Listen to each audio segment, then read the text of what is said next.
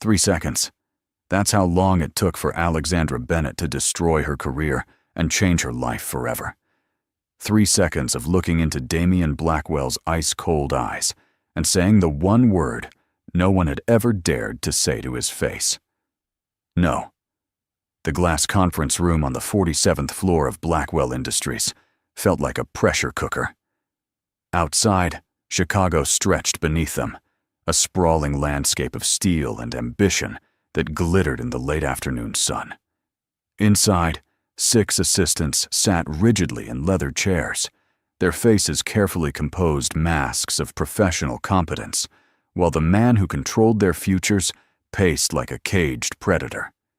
If you want to discover how a single moment of defiance transformed a struggling assistant into the woman who brought the most powerful CEO in Chicago to his knees, subscribe now.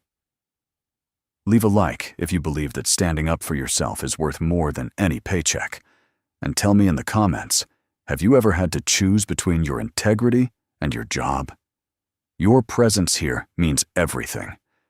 Damian Blackwell didn't just enter rooms, he conquered them.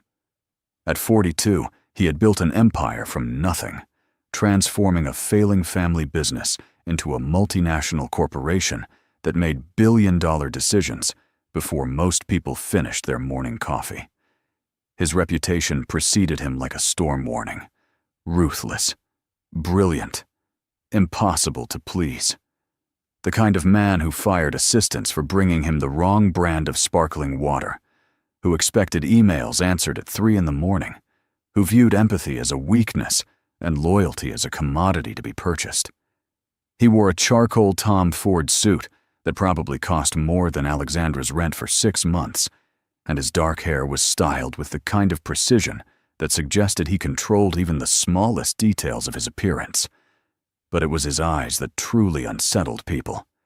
Deep brown, almost black, they held a calculating coldness that could strip away pretense and expose every insecurity, every weakness, every lie.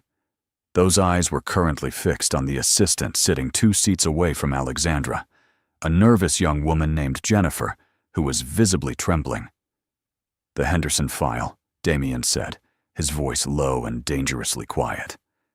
"You were supposed to have it on my desk by 9 this morning. It's now 4:30. Would you care to explain?" Jennifer's hands shook as she clutched a tablet to her chest. "Sir, the legal department said they needed more time to review the contracts, and I thought—" "You thought?" Damian interrupted, stepping closer. "I don't pay you to think. I pay you to execute. The Henderson deal represents $200 million. Do you understand what happens when a $200 million deal falls apart because someone thought instead of doing their job?" The silence in the room was suffocating. Alexandra could see Jennifer's eyes filling with tears, could see the other assistants, looking anywhere but at the unfolding humiliation. This was Damian Blackwell's method. He didn't just fire people, he dismantled them first, ensuring everyone else learned the lesson. "You're finished," Damian said flatly. "Collect your things. Security will escort you out." Jennifer stood on shaking legs, a sob catching in her throat, and Alexandra felt something hot and fierce rising in her chest. She had been working as Damian's assistant for only 3 weeks, the newest addition to his rotating door of employees. She needed this job desperately. Her mother's medical bills were crushing her. Her student loans felt like a weight she'd carry forever. And positions at Blackwell Industries, despite the CEO's reputation, looked golden on a resume. But watching Jennifer's public destruction, seeing the casual cruelty with which Damian wielded his power, something inside Alexandra snapped. "That's not fair." The words left her mouth before she could stop them. The temperature in the room seemed to drop 10 degrees. Every head turned toward her. Damian's eyes, which had been dismissing Jennifer, slowly swiveled to lock onto Alexandra. For a long moment he said nothing, just studied her, with that predatory intensity that made people confess to crimes they hadn't committed. "Excuse me." His voice was silk over steel. "What did you just say?" Alexandra's heart hammered against her ribs. Every survival instinct screamed at her to back down, apologize, beg for mercy. But she looked at Jennifer's tear-stained face, thought about every person she'd seen destroyed by unchecked power, and found herself standing up. "I said it's not fair," she repeated, her voice steady despite the fear coursing through her veins. Jennifer asked legal for an extension because the contracts had potential liability issues. She was protecting you, protecting the company, and you're firing her for doing her job correctly. The other assistants looked at Alexandra as if she'd just volunteered for a firing squad. Damien took a step toward her, his expression unreadable. "You've been here 3 weeks, Miss Bennett. 3 weeks. And you think you understand how I run my company?" "I understand basic decency," Alexandra shot back.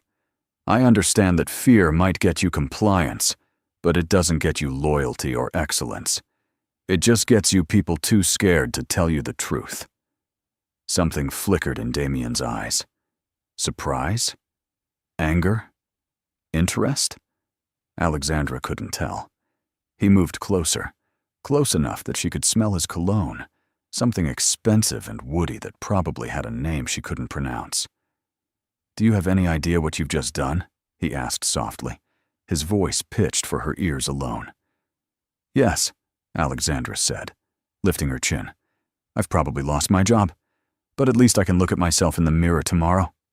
For a long, terrible moment, Damien said nothing. Then he turned to Jennifer. "Sit down." Jennifer blinked, confused. "Sir?"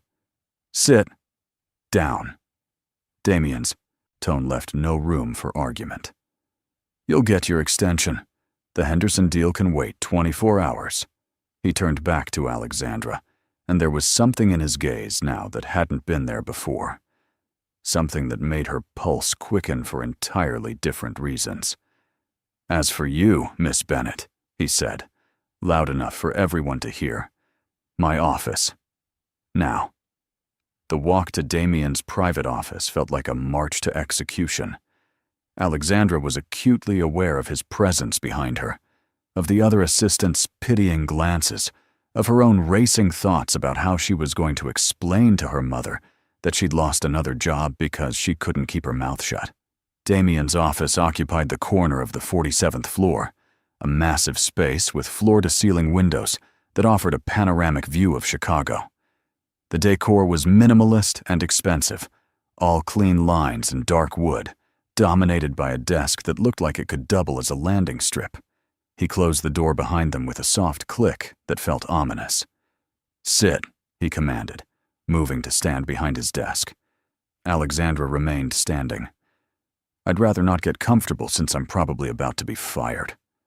A smile, brief and dangerous, crossed Damien's face. "Do you ever follow instructions, Miss Bennett?"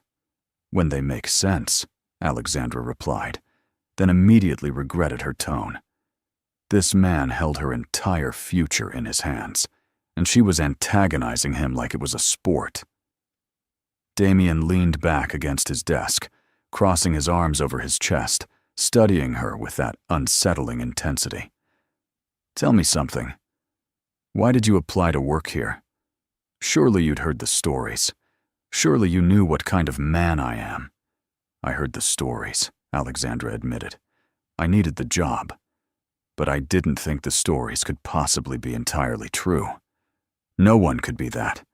Ruthless," Damien supplied. "Cruel? Impossible." "Lacking in basic human empathy," Alexandra finished.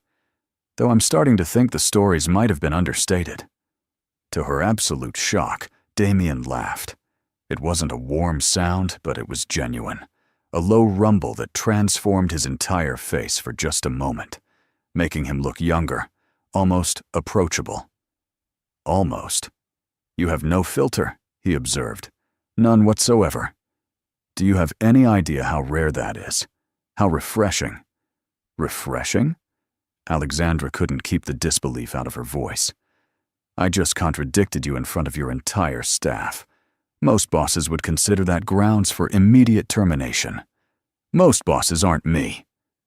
Damien pushed off from the desk, moving closer, and Alexandra fought the urge to step back. "I don't need yes men, Miss Bennett. I have plenty of those. They're a dime a dozen, interchangeable parts in a machine. What I need, what I've been searching for, is someone who will tell me the truth. Someone who won't let me make mistakes out of fear."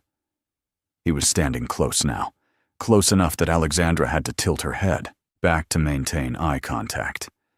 This close, she could see that his eyes weren't purely cold.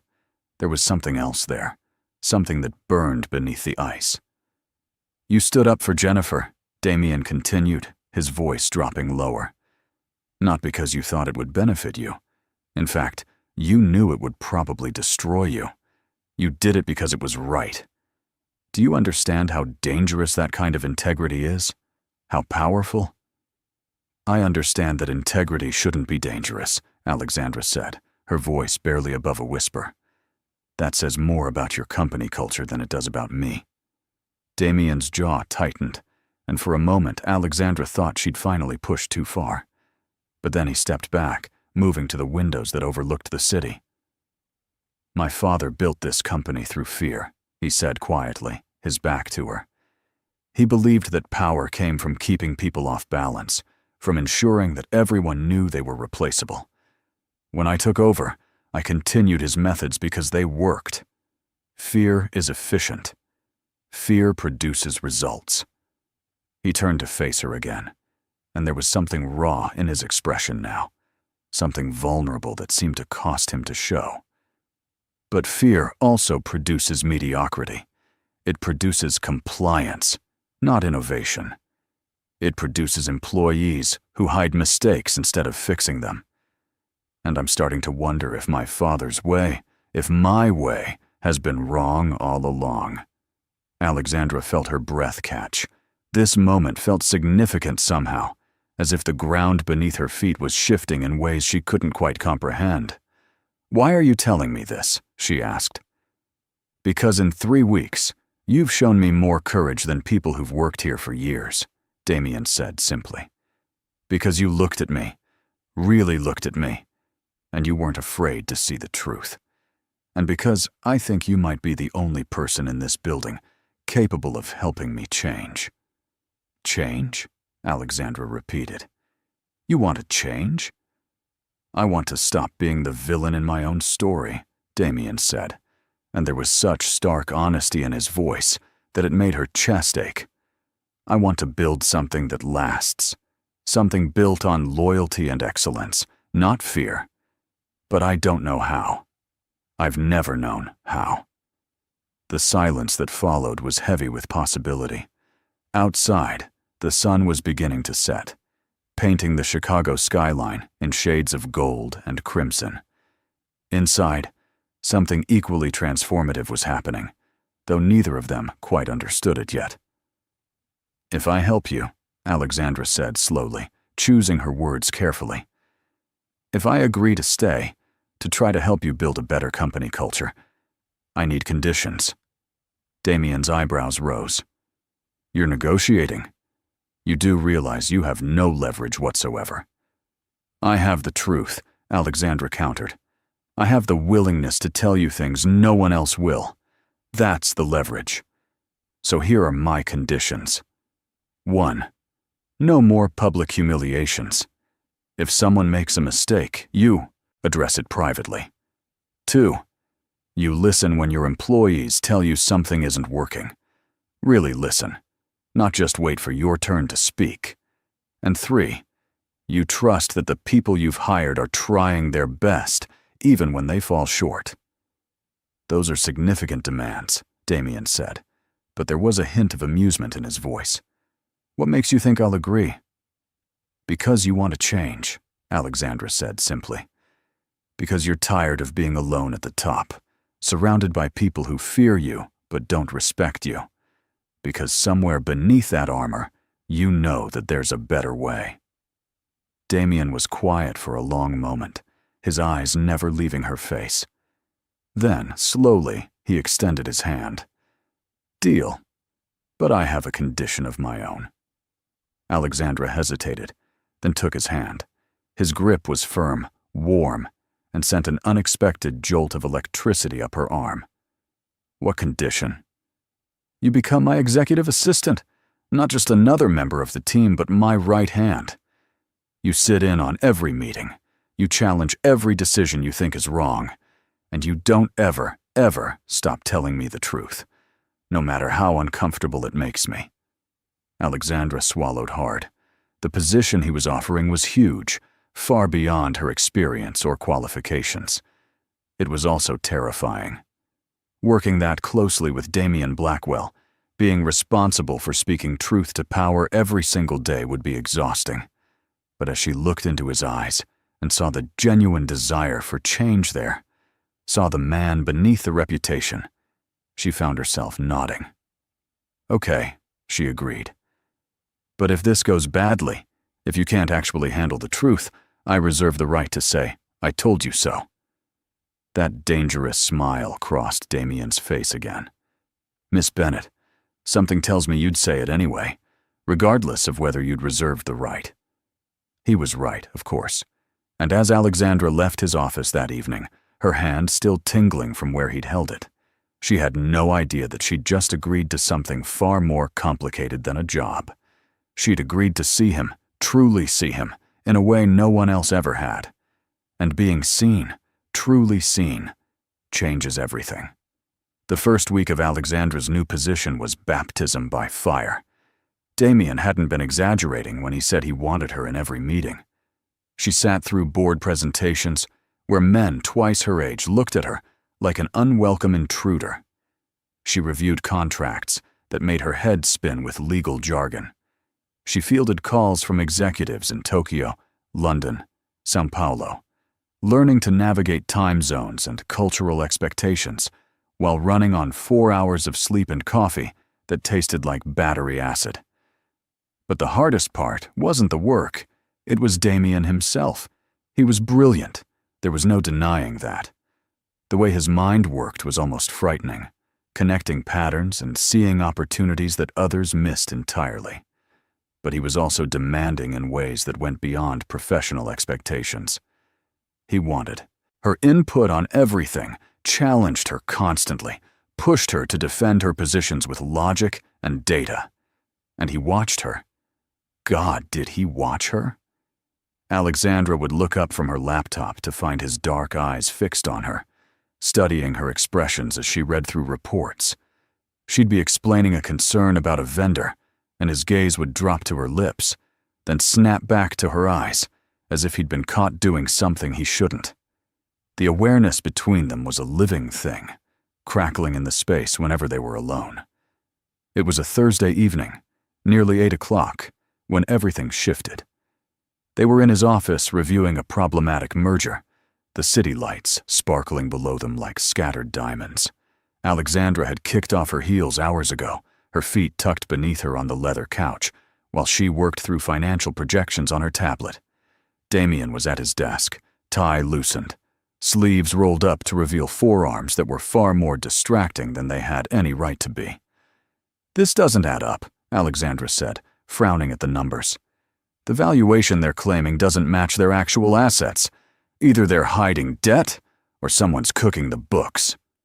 Damien looked up sharply. "Show me." Alexandra stood, padding across the office in her stockinged feet, tablet in hand. She leaned over his desk, pulling up the relevant spreadsheets, acutely aware of how close they were. She could smell his cologne again, that same woody scent that seemed to cling to everything in his orbit. "Here," she pointed, "and here. The numbers should align, but there's a $15 million discrepancy that they're trying to bury in operating expenses." Damien leaned closer, studying the screen, and his shoulder brushed against hers. The contact, innocent as it was, sent heat flooding through Alexandra's body. She tried to focus on the numbers, on the professional issue at hand, but she was intensely aware of his proximity, of the warmth radiating from him, of the way his breath stirred the hair near her temple. "You're right," Damien said quietly, his voice rougher than usual. "I completely missed it. How did you catch this?" I spent 2 years as a forensic accounting intern during college, Alexandra replied, trying to keep her voice steady. You learn to spot creative bookkeeping pretty quickly. She started to straighten, to put some distance between them, but Damien's hand caught her wrist. Not hard, not demanding, just holding her there with the lightest pressure. You're brilliant, he said, turning to look at her. They were so close now that she could see the faint stubble along his jaw, could count his eyelashes if she wanted to. Do you know that? You're absolutely brilliant, and you hide it behind all that righteous anger and moral certainty. I'm not hiding anything, Alexandra whispered, unable to look away from his eyes. I think you are, Damien countered, his thumb tracing a slow circle on the inside of her wrist, right where her pulse was hammering. I think you're hiding how much you actually enjoy this, the challenge, the work, the battle. I think you're hiding how alive you feel when we go head to head.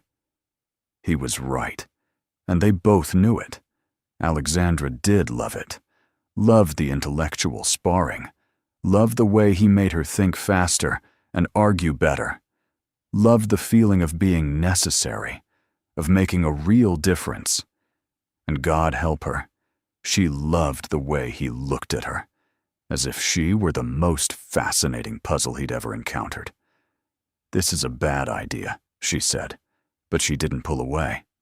Terrible, Damien agreed, but his hand was sliding up her arm now, leaving fire in its wake.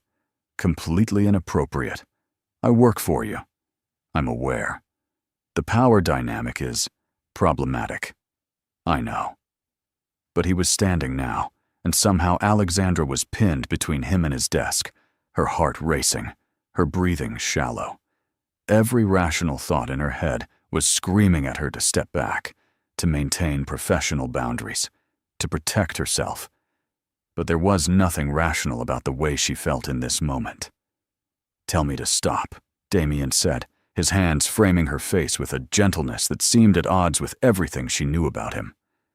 Tell me this crosses too many lines, and I will. I'll step back, and we'll pretend this never happened. Alexandra knew she should say it, should be the reasonable one, the one who maintained boundaries. But as she looked into his eyes, she saw something there that stopped her. Vulnerability. Real, genuine vulnerability. The armor was gone, and she was seeing the man beneath, the one who was just as terrified and confused by this thing between them as she was. I can't, she admitted, her voice barely audible. I should, but I can't. Damien's exhale was shaky. Thank God, he whispered, and then his lips were on hers. The kiss was nothing like Alexandra had imagined. Not that she'd been imagining kissing her boss, except she had been, late at night when she couldn't sleep, when the memory of his intense gaze made her skin feel too tight. But imagination couldn't have prepared her for the reality. Damien kissed like he did everything else, with complete focus and devastating precision. His hands cradled her face, as if she were something precious, something that might break, while his mouth moved against hers with a hunger that made her knees weak. Alexandra's hands found his chest, feeling his heart racing beneath the expensive fabric of his shirt, and she kissed him back with all the pent-up longing she'd been denying for weeks. When they finally broke apart, both breathing hard, Damien rested his forehead against hers. I've wanted to do that, he said, his voice rough. Since the moment you told me no in that conference room, since the moment you looked at me like I was just a man, not a title or a bank account or a reputation. You were just a man, Alexandra said, her fingers curling into his shirt. A complicated, frustrating, occasionally infuriating man, but just a man. No one's ever made me feel like just a man before, Damien admitted, and there was such raw honesty in his voice that it made Alexandra's chest ache. Everyone wants something. My money, my influence, my connections. But you fight me at every turn. You challenge me. You make me earn every inch of ground. Because you need to be challenged, Alexandra said, pulling back enough to look at him properly. You're so used to people agreeing with you, following your orders without question, that you've forgotten how to truly collaborate. You've forgotten that the best ideas often come from conflict, from pushing back against assumptions. Damien's hand slid from her face to her waist, anchoring her against him. Is that what we're doing? Collaborating? Among other things, Alexandra replied, and she could feel her cheeks heating at the admission. They stood like that for a long moment, the city glittering below them, holding each other in the soft lamplight of his office. Finally, reluctantly, Alexandra stepped back, putting some necessary distance between them. We need to talk about this, she said, trying to organize her scattered thoughts. About what it means, what the rules are. Rules. Damien's lips quirked into a half smile. You want to establish rules for whatever this is between us? Yes, Alexandra said firmly, even as her body protested the distance she'd created. Because I won't be another conquest, Damien. I won't be the assistant you sleep with, and then discard when the novelty wears off. I've worked too hard, sacrificed too much, to let that happen. The smile faded from Damien's face. Is that what you think this is? A conquest? I don't know what this is, Alexandra admitted. That's the problem. A week ago, you were my terrifying boss. Now you're... I'm what? Damien prompted when she trailed off.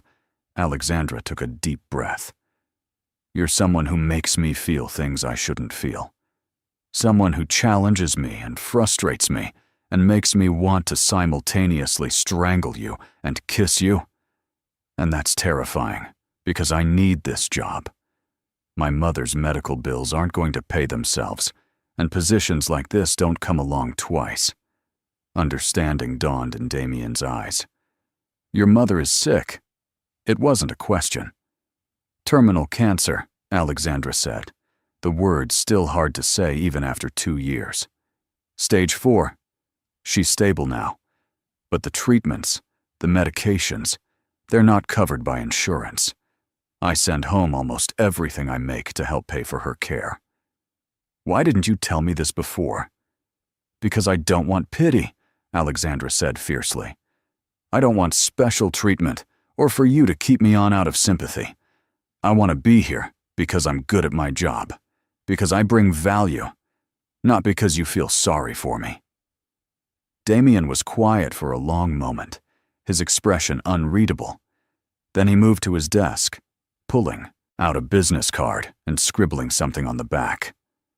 Dr. Sarah Chen, he said, handing it to Alexandra. She's the head of oncology at Northwestern Memorial. She specializes in experimental treatments. Call her tomorrow. Tell her I referred you. Alexandra stared at the card, then at him. I can't accept this. It's not charity, Damien said quietly. It's me using the resources I have to help someone who matters to me. Your mother deserves the best care available. Let me help. Why? Alexandra's voice cracked. Why would you do this? Because despite what everyone thinks, I'm not actually heartless, Damien replied, and there was a hint of vulnerability in his voice. Because you've given me something no one else has. Hope, the possibility of change. And because when I look at you, I see someone who carries the weight of the world on her shoulders and never complains. Someone who stands up for others, even when it costs her. That kind of person deserves help. Tears burned in Alexandra's eyes. She'd been carrying this burden alone for so long, had gotten so used to the weight of it, that the offer of help felt almost overwhelming. I don't know what to say. Say you'll call Dr. Chen, Damien said, moving closer again. Say you'll let someone help you for once, instead of always being the one who helps everyone else. Alexandra looked down at the card in her hands, then back up at Damien. In this moment, with his guard completely down, she could see past the ruthless CEO to the man beneath. A man who hid his capacity for kindness behind walls of ice because showing vulnerability in his world was dangerous. A man who was lonely despite being surrounded by people. A man who wanted desperately to be seen as more than his reputation. "Okay," she whispered. "I'll call her." "Good." Damien's hand came up to cup her cheek, his thumb brushing away a tear she hadn't realized had fallen. "And for the record, this thing between us, it's not a conquest. It's not a game. I don't know what it is yet, but it's real, and I'm willing to figure it out if you are." Alexandra called Dr. Chen the next morning, and within a week, her mother had an appointment at Northwestern Memorial. The experimental treatment program Dr. Chen described offered hope where there had been none before, a chance at extending her mother's life beyond the grim prognosis they'd been given. When Alexandra tried to discuss payment, Dr. Chen simply smiled and said it had been handled.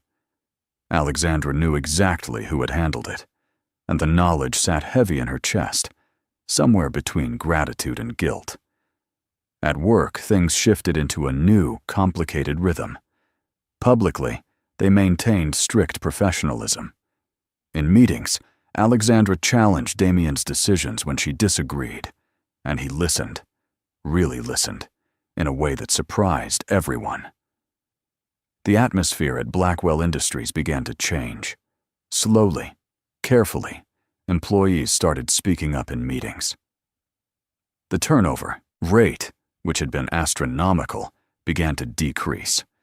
People whispered in break rooms about how the CEO seemed different somehow, less terrifying, more human. But privately, when the office emptied and the city lights glowed below them, Alexandra and Damien existed in a world entirely their own. They worked late most nights, reviewing strategies and solving problems. But the work always gave way eventually to conversations that had nothing to do with business. Damien told her about his childhood, about a father who viewed affection as weakness and taught his son that power was the only currency that mattered. About a mother who left when he was 12, unable to withstand the coldness of her husband's world.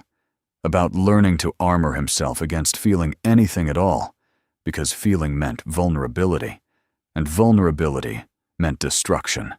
Alexandra shared her own story about growing up with a single mother who worked 3 jobs to give her daughter opportunities, about watching that mother sacrifice everything, only to have cancer steal her future just when things were finally getting easier, about the crushing guilt of sometimes resenting the burden, even while loving her mother fiercely.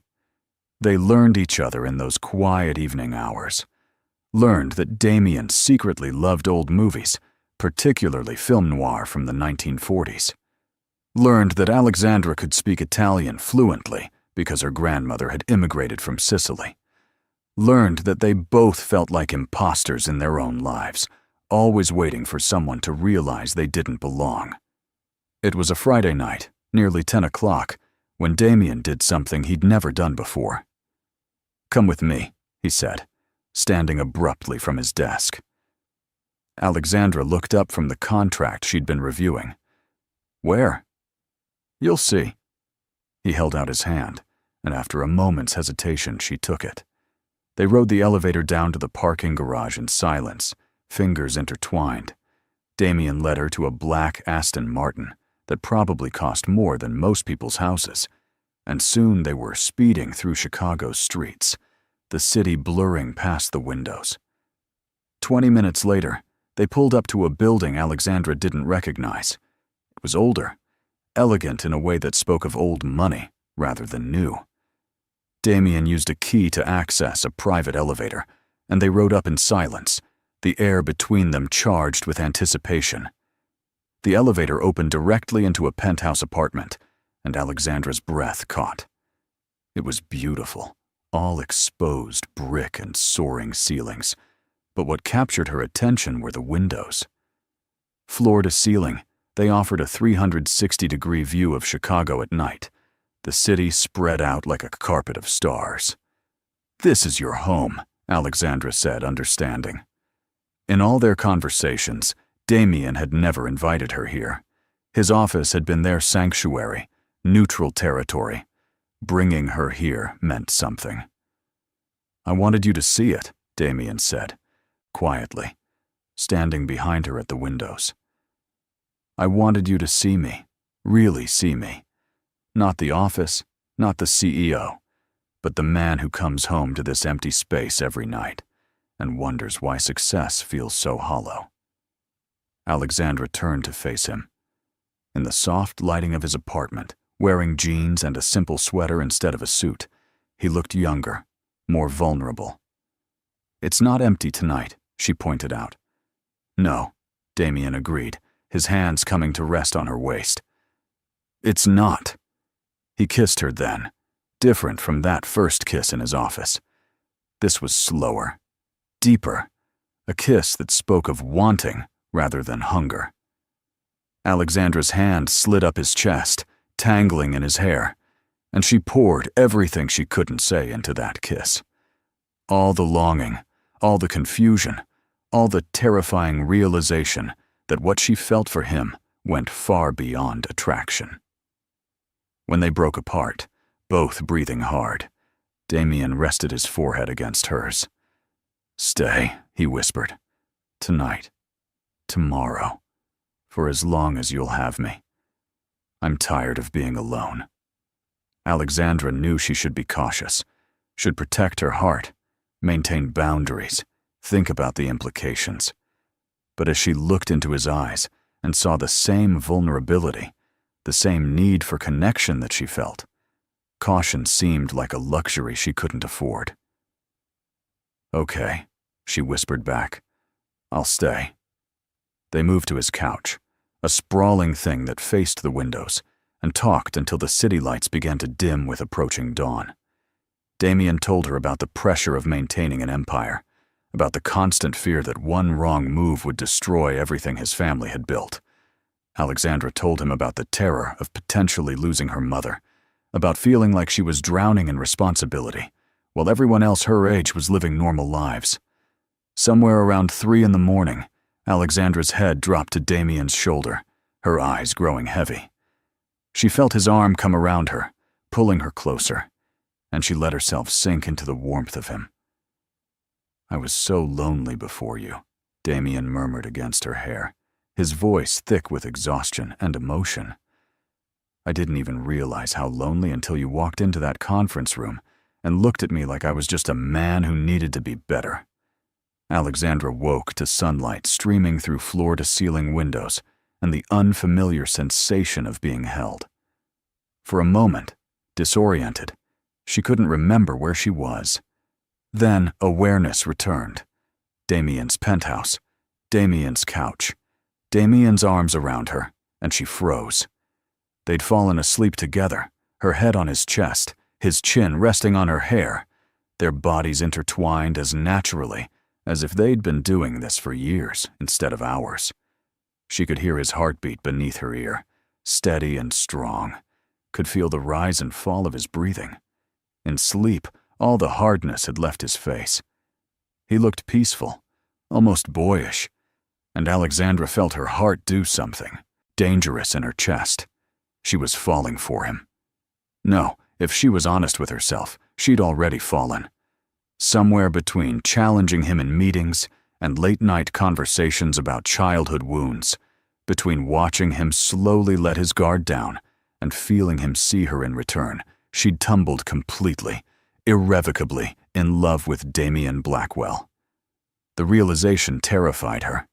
Damien's eyes opened, and for a moment, they just looked at each other in the morning light. "Hi," he said softly, his voice rough with sleep. "Hi," Alexandra replied. "I didn't mean to fall asleep on you." "I didn't mean to fall asleep on you either," Damien said, but he made no move to let her go. "But I can't say I regret it. I haven't slept that well in years." They stayed like that, wrapped in each other, watching the city wake up through the windows. Finally, reluctantly, Alexandra started to pull away. "I should go home, change, before the office." "Or," Damien said, his hand catching hers. "We could take the day off, both of us. When's the last time you had a Saturday that wasn't spent catching up on work or visiting your mother at the hospital?" Alexandra couldn't actually remember. "I don't think you're allowed to take days off when you're the CEO." "One of the perks of being the CEO," Damien countered with a smile, "is that I make the rules, and I'm making a new rule. We're taking today off." He stood, pulling her up with him. "Have you had breakfast?" "I don't usually eat breakfast." "Of course you don't." Damien shook his head. "Come on, I'm going to cook for you." "You cook?" Alexandra couldn't hide her surprise. Damien laughed, that genuine sound she was starting to love. "I'm full of surprises, Miss Bennett. You're just beginning to discover them." He led her to a kitchen that belonged in a magazine, all sleek surfaces and professional-grade appliances. To Alexandra's continued amazement, he actually knew what he was doing, moving around the space with practiced ease. "My mother," he explained, cracking eggs into a bowl, "was Italian. Before she left, before everything fell apart, she used to make breakfast every Sunday. It was the only time my father allowed her to do something that wasn't calculated for business advantage. She taught me because it was something we could share, something that was just ours." He spoke while he cooked, whisking eggs, slicing vegetables, his hands sure and capable. Alexandra sat at the kitchen island, watching him, and felt something shift in her chest. This was intimacy, she realized, not just the physical attraction that crackled between them, but this, watching him make breakfast in the morning light, learning about his mother, seeing the parts of himself he kept hidden from the world. They ate at his dining table, another expanse of windows providing the backdrop, and Alexandra couldn't remember the last time food had tasted this good, or a morning had felt this perfect. "Tell me something," Damien said, setting down his coffee. "What would you do if money wasn't an issue? If you could do anything, be anyone, what would you choose?" Alexandra thought about it. "I'd finish my MBA," she said finally. "I had to drop out when Mom got sick. I was 2 semesters away from graduating. I'd love to complete it, to have that accomplishment for myself." "What's stopping you?" "Time, money, energy," Alexandra listed. "Take your pick." "What if those weren't obstacles?" Damien leaned forward, his eyes intense. "What if I told you Blackwell Industries has a continuing education program? Full tuition coverage for employees pursuing advanced degrees, flexible scheduling to accommodate classes." "I've never heard of that program." "Because I'm creating it right now," Damien said. "As of this moment, Blackwell Industries offers full educational support for any employee who wants to continue their education. You'd be the pilot participant." Alexandra stared at him. "You can't just create a company program because you want to help one person." "Watch me," Damien said. "I own the company, and honestly, it's a good idea anyway. Investing in employee education, improving retention through professional development. It's smart business. That's not why you're doing it." "No," Damien admitted. "I'm doing it because you deserve to finish what you started. Because watching you sacrifice your dreams for everyone else kills me. Because I want to give you something that matters." Tears pricked at Alexandra's eyes. "I don't understand you. One minute you're this ruthless CEO who fires people for minor mistakes, and the next you're creating educational programs and helping with medical bills." "Maybe I'm trying to be the man you see when you look at me," Damien said quietly. "Maybe I'm tired of being the villain. Maybe you've shown me that there's another way to be powerful, that strength doesn't have to come from fear." He reached across the table, taking her hand. "You've changed me, Alexandra.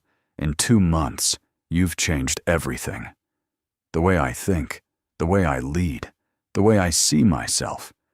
I'm not saying I'm perfect now. I still mess up, still fall back into old patterns. But I'm trying. For you, for the company, for myself. I'm trying to be better." "You're better," Alexandra said, squeezing his hand. "You just needed someone to believe you could be." They spent the day together, doing simple things that felt extraordinary. They walked through Millennium Park, bought coffee from a street vendor, browsed a bookstore in Wicker Park. Everywhere they went, Damien was different from the man she'd first met. He smiled more, laughed more, seemed lighter somehow, as if he'd set down a weight he'd been carrying for decades. In the bookstore, Alexandra found him in the classic film section, carefully examining a book about Italian neorealism. "For you?" she asked, coming to stand beside him. "For my mother," Damien said softly. Her favorite films were from this movement. She used to say they showed real life, real people, in a way Hollywood never could. I thought, maybe if I understood what she loved about them, I might understand why she couldn't stay. The weeks that followed fell into a rhythm that felt almost like normal life, except there was nothing normal about being in love with Damien Blackwell. At work, they maintained their professional dynamic, though anyone paying close attention might have noticed the way his gaze lingered on her during meetings, or the small smile that played at her lips when he made a particularly sharp observation. The changes Damien had begun to implement were taking root. Department heads reported that employees seemed more engaged, more willing to share ideas. The company's quarterly results showed improved productivity and decreased turnover costs. Even the board noticed, though they attributed it to Damien's leadership rather than the woman standing beside him, challenging him to be better. Alexandra had enrolled in her MBA program, taking evening classes 2 nights a week. True to his word, Damien had created the Continuing Education Initiative, which 3 other employees had already applied for. He'd adjusted her schedule to accommodate her classes, and never once complained when she had to leave meetings early or arrive late because of her coursework. Her mother's treatment was progressing better than anyone had expected. Dr. Chen's experimental protocol was working, pushing back the cancer in ways the previous treatments hadn't managed. When Alexandra called with updates, her mother's voice was stronger, more hopeful. "You sound different," her mother said during one call. "Happy?" "I am happy," Alexandra admitted, glancing across the office to where Damien was on a conference call, gesticulating as he made some point. "Things are good, Mom. And this boss of yours, the one who's paying for my treatment?" Her mother's voice was knowing. "Is he part of why things are good?" Alexandra felt her cheeks heat. "It's complicated." "Love usually is," her mother said gently. "But honey, don't let fear stop you from being happy. You've spent so long taking care of everyone else. Let someone take care of you for once." But fear did complicate things. Alexandra was terrified of what would happen when, not if, their relationship became public. Terrified that people would think she'd slept her way into her position, that they'd discount everything she'd accomplished. Terrified that the board would force Damien to choose between her and the company. Most of all, she was terrified that this perfect bubble they'd created couldn't last in the real world. Those fears came to a head on a Tuesday afternoon when Margaret Chen, the head of HR, requested a private meeting. Alexandra sat across from her, stomach churning, knowing what was coming. "There have been questions," Margaret began carefully, "about your relationship with Mr. Blackwell. Several employees have noticed that you spend significant time alone with him, that he treats you differently than other assistants." "I'm his executive assistant," Alexandra said, keeping her voice steady. "My job requires me to work closely with him." "I understand that," Margaret replied. "But there are concerns about favoritism, about whether your recent promotion and educational benefits are merit-based or, well, based on something else." Heat flooded Alexandra's face, anger and shame mixing. "I earned my position, every recommendation I've made, Every strategy I've suggested has been proven successful. The metrics speak for themselves." "I believe you," Margaret said. "But perception matters. And the perception is starting to damage both your reputation and Mr. Blackwell's. I wanted to make you aware of the situation before it escalates." Alexandra left the meeting shaking. She went straight to Damien's office, closing the door behind her. "We have a problem," she said, and explained Margaret's concerns. Damien's face darkened. "Let them talk. You've earned everything you have." "Have I?" Alexandra challenged. "How can I know for sure? Would you have promoted me if we weren't involved? Would you have created the education program?" "Yes," Damien said firmly. "Alexandra, you're the best executive assistant I've ever had. You challenge me. You catch mistakes. You understand the business in ways that people with decades more experience don't. Your relationship with me has nothing to do with your professional value." "But no one else knows that," Alexandra said, and she could feel tears threatening. "To them, I'm just another woman who got ahead by sleeping with the boss. Everything I've worked for, every achievement, will be dismissed as favoritism." Damien stood, coming around his desk to her. "Then we'll make them see the truth. We'll be transparent about our relationship. Let them scrutinize your work. When they see how much you contribute, they'll understand." "Or they'll pressure you to fire me," Alexandra countered. "The board won't like this, Damien. They'll see me as a liability, a potential lawsuit waiting to happen." "I don't care what the board thinks." "You should," Alexandra said. "This is your company, your legacy. I won't let what we have destroy that. And I won't let fear of what others think destroy what we have," Damien replied fiercely. "I've spent my whole life caring about perception, about maintaining the right image. I'm done with that. I choose you, Alexandra, publicly, privately, in every way that matters." But choosing each other didn't make the problem disappear.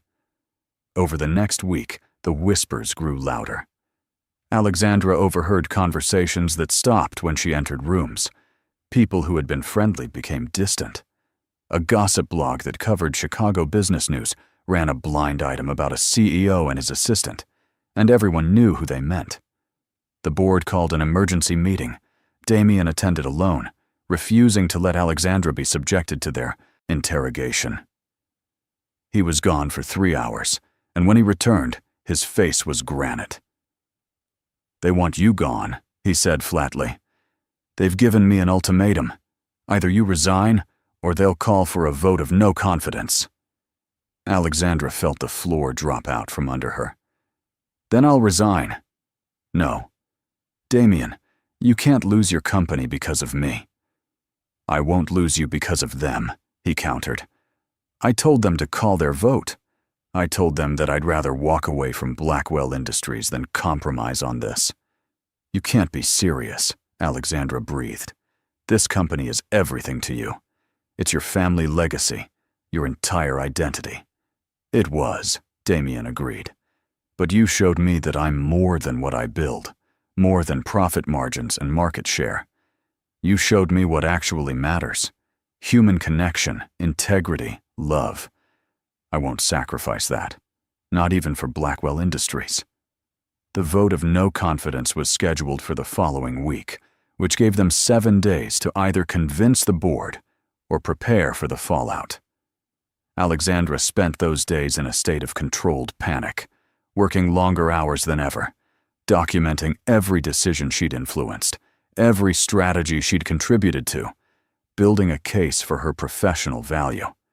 Damien was a force of nature, calling in favors, meeting with individual board members, making it clear that if they pushed him out, he'd take his best ideas and his key relationships with him. The night before the vote, they were in his penthouse, surrounded by documents and laptops, working late into the night. Alexandra's eyes burned with exhaustion, and she could see the same fatigue in Damien's face. "You should eat something," he said, setting aside his work. "You haven't touched food since breakfast." "I'm not hungry." Alexandra. He moved to sit beside her on the couch, gently closing her laptop. Starving yourself won't change the outcome tomorrow. I know, she said, her voice cracking. But I can't. I can't lose you, Damien. I can't be the reason you lose everything you've built. You're not the reason, Damien said firmly, pulling her into his arms. The board's outdated thinking is the reason. A corporate culture that values appearance over substance is the reason. Not you. Never you. Alexandra buried her face in his chest, breathing in his scent, trying to memorize this moment. What if they vote you out? What happens to us then? Then we figure it out, Damien said simply. I start something new. You finish your MBA. We build something together. Something that doesn't require us to hide or compromise who we are. You make it sound so simple. Maybe it is, Damien said, tipping her face up to look at him. Maybe we've been making it more complicated than it needs to be. I love you, Alexandra. I'm in love with you. And I'd rather have you and nothing else than have everything without you. The words hung in the air between them, transformative and terrifying. I love you too, Alexandra whispered, the admission feeling like jumping off a cliff. I've been trying not to, trying to be practical and protect myself, but I love you so much it scares me. Damien kissed her then, deep and slow, pouring everything he felt into that kiss. When they broke apart, both breathing hard, he rested his forehead against hers. Whatever happens tomorrow, we face it together. Promise me you won't try to sacrifice yourself to save me. Only if you promise the same thing, Alexandra countered. Deal. The board meeting was scheduled for 2 p.m. Alexandra wasn't allowed to attend, which meant she spent the hours beforehand, pacing in her office, unable to focus on anything. At 1:30, her phone rang. It was her mother. I had a feeling you needed to hear this today, her mother said. Your father used to tell me that courage isn't the absence of fear. It's loving something enough to be afraid, and choosing it anyway. I'm terrified, Mom. Good, her mother said. That means what you have is worth being terrified for. Now go be brave. Show them who you are. At 2 p.m., Alexandra watched through her office window as board members filed into the conference room. She could see Damien standing at the head of the table, tall and commanding, every inch the CEO. Whatever happened in the next hour would change everything. The hour stretched into 2, then 3. By 5 p.m., Alexandra was ready to climb the walls. Finally, at 5:30, her office door opened. Damien stood there, and she couldn't read his expression. The vote, she started, her heart in her throat. Was 7-5 in my favor, Damien finished, and a smile spread across his face. We won. Alexandra felt her knees go weak. What? How? I presented your contributions to every major deal we've closed in the last 2 months, Damien explained, coming into the office and closing the door. I showed them the financial impact of your strategies, the employee satisfaction scores since you started influencing company culture. And then I told them that if they couldn't see your value, if they were so stuck in the past that they'd sacrifice excellence for appearances, then I didn't want to lead a company like that anyway. And they listened? Not all of them, Damien admitted. 5 board members voted to remove me, but 7, including James Hartford, who's usually my biggest critic, voted to keep me on. Hartford actually stood up and said that any woman who could improve our Q3 margins by 12% while handling a personal crisis deserved to be judged on merit, not gossip. Tears of relief flooded Alexandra's eyes. I can't believe it. Believe it, Damien said, pulling her into his arms. You did this, Alexandra.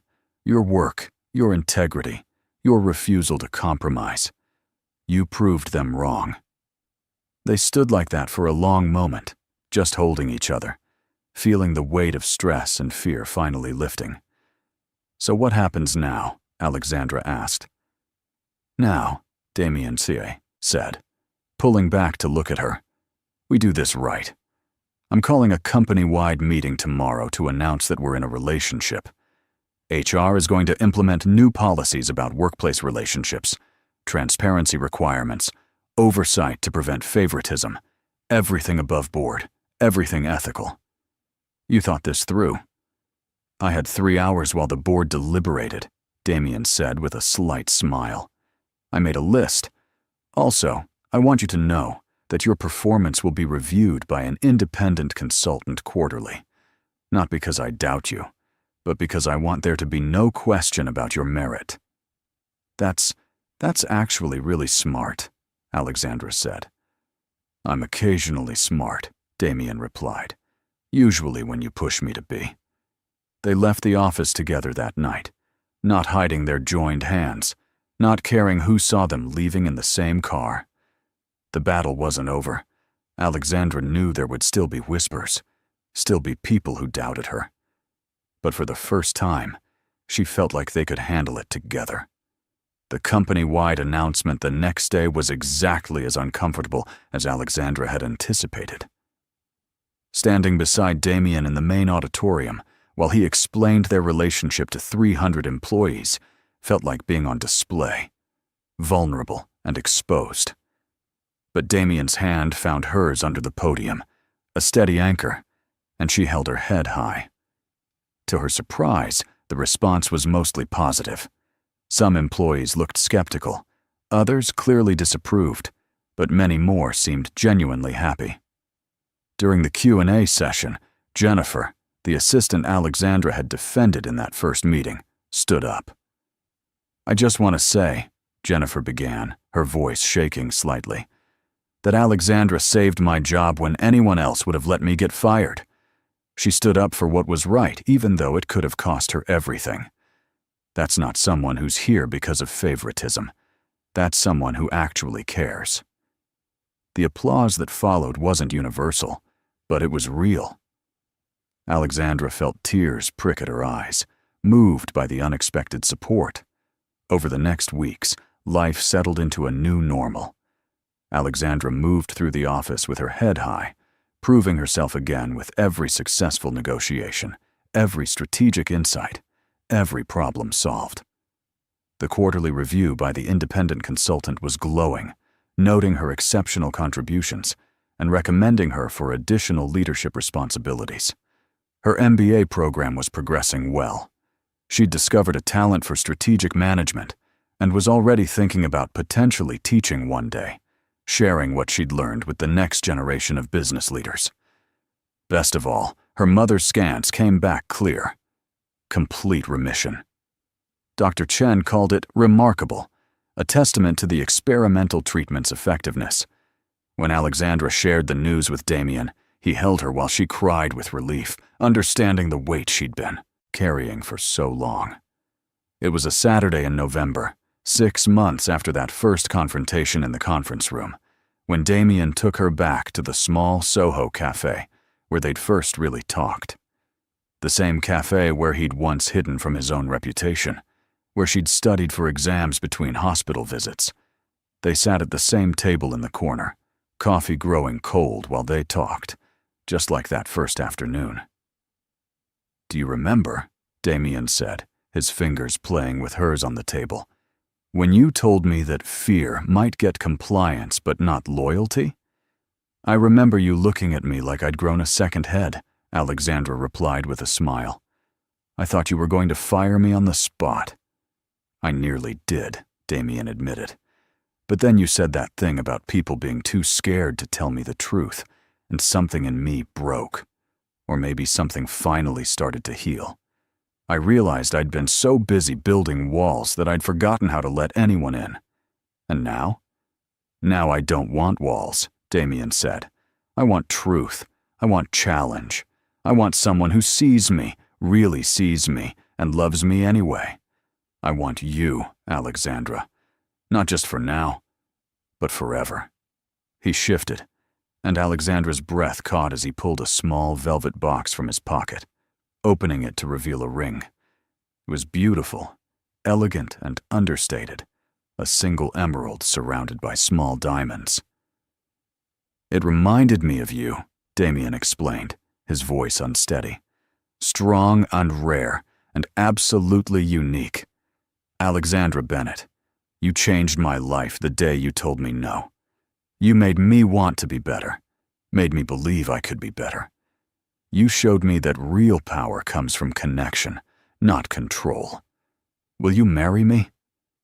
Alexandra looked at the ring, then at Damien, seeing past the polished exterior to the man beneath.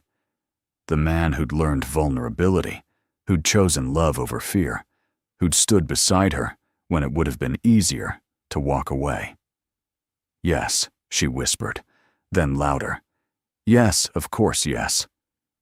Damien slid the ring onto her finger with shaking hands, then pulled her into a kiss that made the other cafe patrons applaud. When they broke apart, both laughing and crying simultaneously, Alexandra felt a completeness she'd never experienced before. "I have a condition, though," she said, wiping away happy tears. "Another negotiation?" Damien asked, his eyes bright with amusement and love. "Always," Alexandra confirmed. "When we tell people, I don't want the story to be that the CEO fell for his assistant. I want it to be that two people found each other, challenged each other to be better, and built something real together. Equals. Partners." "We are equals," Damien said seriously. "In every way that matters. Actually, I'd argue you're better than me. You're certainly a better human." "I'm not better," Alexandra said. "I'm just different. And together, we're balanced. Your strategic thinking and my ethical grounding.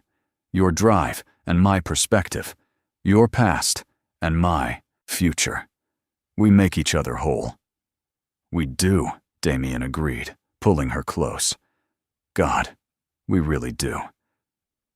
They stayed in that cafe for hours, talking about the future, about wedding plans and career goals, and the life they'd build together.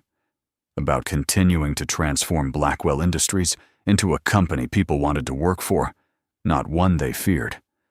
About Alexandra potentially taking on a VP role eventually, earning it through demonstrable results.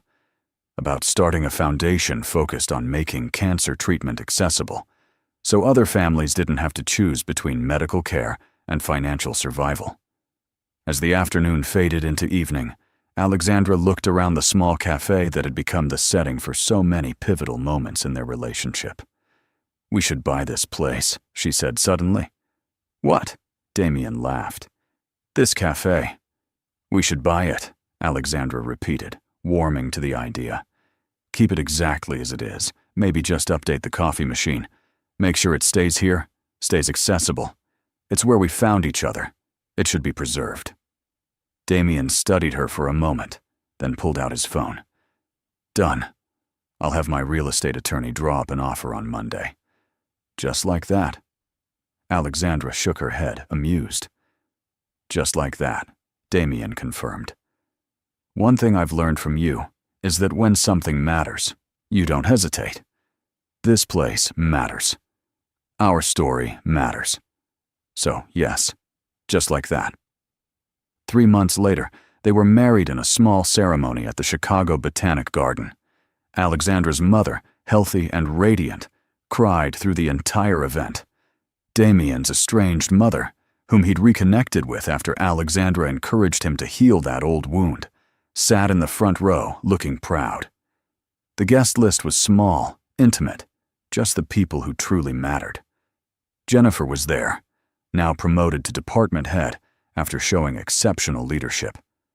Dr. Chen attended, having become a friend to both of them. Several Blackwell Industries employees who'd been brave enough to embrace the company's new culture came to celebrate. Margaret from HR made a toast about how sometimes the most unprofessional relationships lead to the most professional transformations, which got a big laugh. But the moment that mattered most to Alexandra came during their first dance. As they swayed together under string lights, Damien whispered in her ear, "Thank you for telling me no that day. Thank you for seeing past the armor to the man who desperately needed someone to challenge him. Thank you for listening, Alexandra whispered back. Damien whispered in her ear. Thank you for telling me no that day. Thank you for seeing past the armor to the man who desperately needed someone to challenge him. Thank you for listening, Alexandra whispered back. Thank you for being brave enough to change. The months that followed were far from perfect. There were still challenges at work, still people who questioned Alexandra's position, still moments when old patterns threatened to resurface. But they faced everything together, with honesty and communication, and a commitment to being better. Alexandra completed her MBA with honors, her thesis on ethical leadership in corporate culture, earning recognition from the business school. Damien instituted sweeping changes at Blackwell Industries, transforming it into one of Chicago's most sought-after employers. Their Cancer Foundation funded research and provided financial assistance to families struggling with medical costs. And the Little Soho Cafe remained exactly as it was, a reminder that the most extraordinary transformations often begin in the simplest places. 1 year after their wedding, Alexandra discovered she was pregnant. She told Damien on a rainy afternoon in his office, both of them remembering that first day when rain had brought them together. I'm terrified, she admitted, her hand on her still flat stomach. Terrified of balancing a baby and my career. Terrified of whether I'll be a good mother. Terrified of everything changing. I'm terrified too, Damien said, his hand covering hers. But we'll figure it out together, just like we've figured out everything else. Together, Alexandra agreed, and in that single word was everything they'd built, every challenge they'd overcome, every choice they'd made to see each other, truly see each other, and choose love. The baby arrived on a spring morning, a girl with Alexandra's determined chin and Damien's dark eyes. They named her Maria, after Damien's mother, a gesture of healing and hope. When Damien held his daughter for the first time, tears streaming down his face, Alexandra watched the last of his armor finally fall away. She's perfect, he whispered, his voice thick with emotion. She's real, Alexandra corrected gently. Perfectly imperfect, beautifully human, exactly as she should be. Just like us. Watching him cradle their daughter, seeing the gentleness in his touch and the wonder in his eyes, Alexandra thought about that day in the conference room when she'd said no, how terrified she'd been, how certain she was about to destroy her career. She couldn't have known then that her refusal would lead to this, to standing in a hospital room, watching the man she loved become a father, to building a life that honored both ambition and integrity. Sometimes the bravest thing you can do is tell the truth, even when it costs you everything. Sometimes standing up for what's right leads you to exactly where you're meant to be. And sometimes the person who seems the most impossible to reach is just waiting for someone brave enough to try. 5 years later, Blackwell Industries had become a case study in corporate transformation, held up as an example of how ethical leadership could coexist with financial success.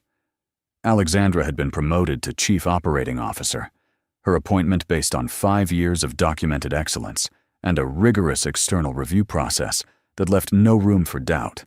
She'd also begun teaching 1 class per semester at Northwestern, sharing her experiences with MBA students who hung on every word.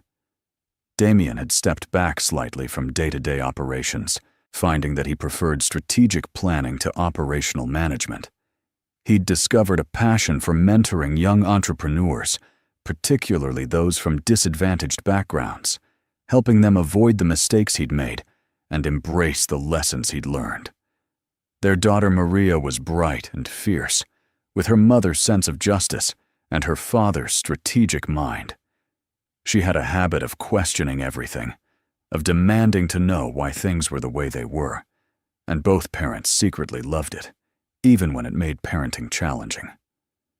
On a quiet evening, with Maria asleep upstairs and rain pattering against the windows, Alexandra and Damien sat in their living room, comfortable in the silence. "Do you ever think about how different things could have been?" Alexandra asked, her head resting on his shoulder. "If you'd fired me that day, if I'd backed down?" "Every day," Damien admitted. "I think about how close I came to staying exactly as I was, lonely and isolated, and convinced that was the only way to be powerful. And then I think about how grateful I am that you were brave enough to tell me the truth." "We were both brave," Alexandra said. "You had to be brave enough to listen, to change, to admit you'd been wrong. That's harder than speaking up." "Maybe," Damien agreed. "But I couldn't have done it without you.